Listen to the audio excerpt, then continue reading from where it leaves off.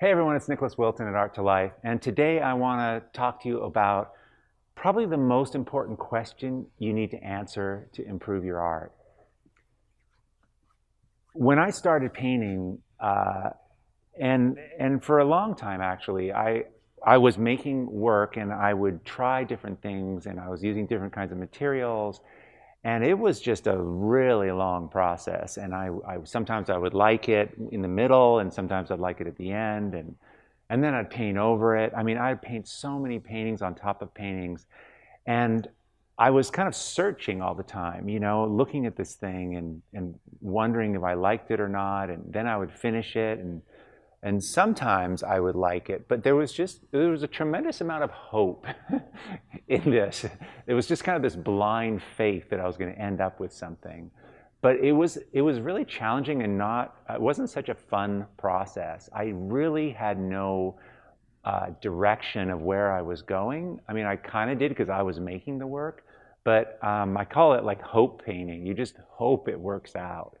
And but that's all changed. That all changed for me, especially when I started teaching more and getting more clear on this and more clear in my own work. And I started to ask this question, and this question needs to be answered before the answer to the question is your art, but there's an answer that comes before you make your art. And the question is, what does this want to feel like?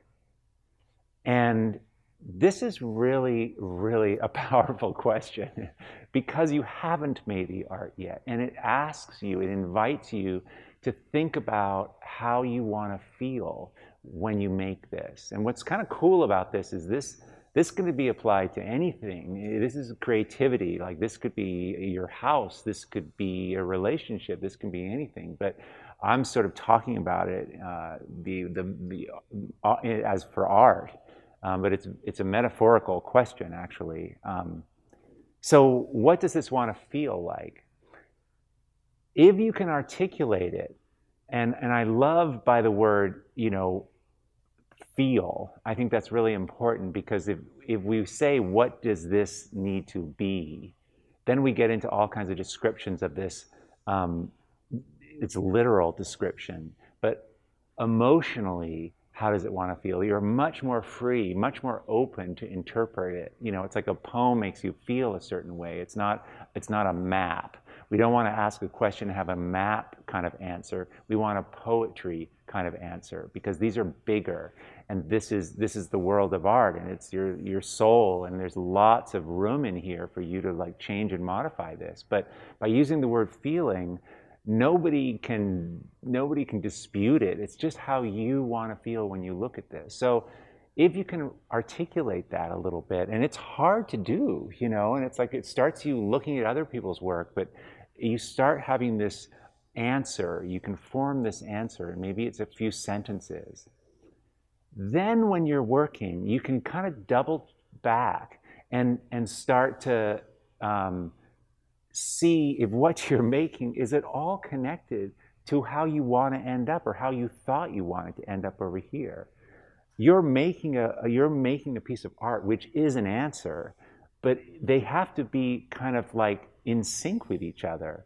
And so that's really powerful. You get to have a little bit of a roadmap, and it's fine if you veer off, of course, but you do know how you want this to feel, and that can keep you that can move the goalposts of where you're heading, right? And so when you make art and you've made something, now you've got an answer to that question. And the art is always an answer. It's an answer of yours. But now you have two answers. You have the answer you asked in the beginning. You have the answer to the question from the beginning, and you have the answer to the question at the end. And now you have two things.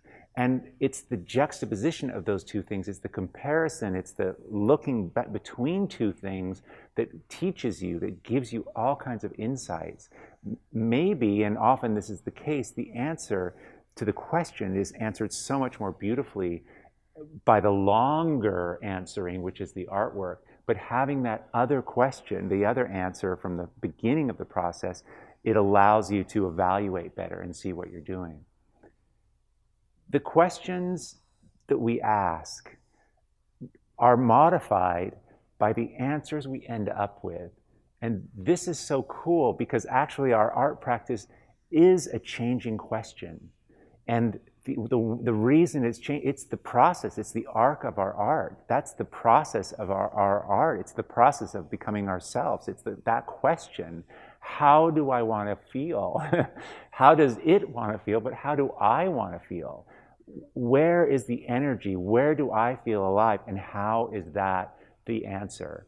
And I love it because your question is going to be modified. That answer is going to be modified as you mature and grow, and they go back and forth between each other. So it's a fluid thing between these two outposts, these two answers, and it gets to change.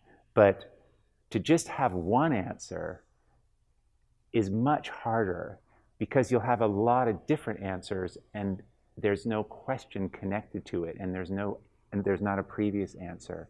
So it's a little out there what I'm describing, but it's been so helpful for me. And this is one of the things I'm always talking to artists about, to bring them back into their own sort of world of energy and what it is about their work and their art and their practice and their energy that they want to feel from what they make.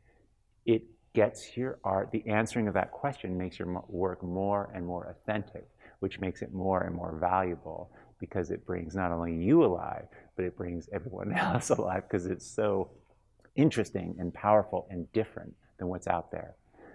I'd love to hear your comments on this idea. How do you answer this question in your practice? Also, for those of you who are new here, please go ahead and download that Color Tips PDF. It's got a whole bunch of cool stuff about how to improve the color in your art. Thanks for being here. I hope you have a great Sunday in the studio. Okay.